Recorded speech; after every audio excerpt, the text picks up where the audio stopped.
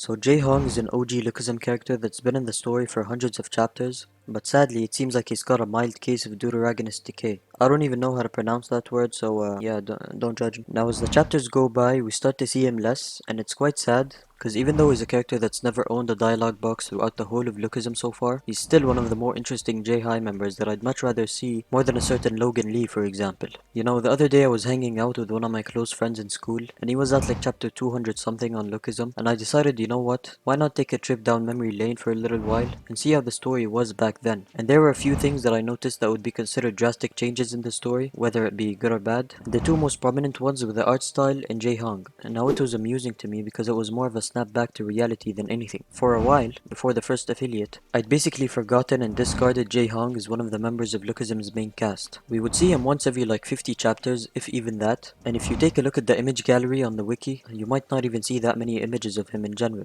In fact, before joining Allied, the last photograph provided of this guy was a reference to him in the story because he ended up in a picture on Daniel Park's phone case. So I told my friend to enjoy the old Lookism and basically fucked up. But I couldn't resist looking deeper into this topic. I looked all over the Reddit, Twitter, and PTJ's YouTube, which by the way, two of them are not really good sources for information in general, but when it comes to this topic there really is no solid grounds, so I guess we could make an exception. Regardless, I came to the conclusion of adding this to my idea bank and looking a bit deeper into Jae-Hong's character in general, because I mean for a lot of Lookism readers at the start, Jae-Hong was their favorite. He had his own little fan base just like other side characters such as Zack and Vasco, but he just hasn't been given that much credit as of late, and it's somewhat ironic because the characters in Lookism with the most untapped potential often end up being the most intriguing. There's just always something about their personalities that piques my interest, to be honest, and I commend PTJ for this because it seems like he knows better than any other artist how to turn an interesting character into one that we can barely remember. Now as for Jay, the question becomes quite obvious: why does Jae-Hong never speak? So if you were to look deeper into the situation of why Jay never speaks, it's kind of obvious that we would have to make the reasonable assumption that Jay is, you know, mute. Now what type of mute he is depends entirely on his backstory, but before that, let's take a look at the more likely options of mutism that Jay might possess. First of all, selective mutism. Now selective mutism seems to be more probable to occur to children in general, but regardless, it is when an individual is capable of speaking to certain people comfortably, but is completely and utterly mute in other social situations. Now in my opinion, this is the least likely of the most likely options, because it is very common, and you see this happen almost every day, when a kid is speaking to their mother comfortably, but then they're introduced to new people they've never seen before, and they just kind of shy away. It's very normal and shouldn't be considered here because this type of mutism rarely happens to adults in general, and the people who this happens to usually stray away from social situations and environments, whereas Jae-Hong has no problem fighting random people he's never even seen before. He is also enrolled in J-High, so yeah. Elective mutism. Now elective mutism in my opinion is one of the two more likely options, and there are theories out there shared by people revolving around both of these said options. And one of them is elective mutism. It is when an individual just chooses not to speak in certain situations even when they are completely capable of doing so. Now for the people out there who theorize that Jae-Hong may end up speaking one day near the end of Lookism, this is the more likely option that they would end up backing up. And to be honest, I don't see it being too far-fetched. When we look at Jae-Hong's character, it really is quite two-sided, to be honest. Sometimes he appears extremely comfortable in front of people he is around, and it makes it seem like there really is no reasonable evidence behind why this person chooses not to speak at all. Like for example, when he's around Daniel.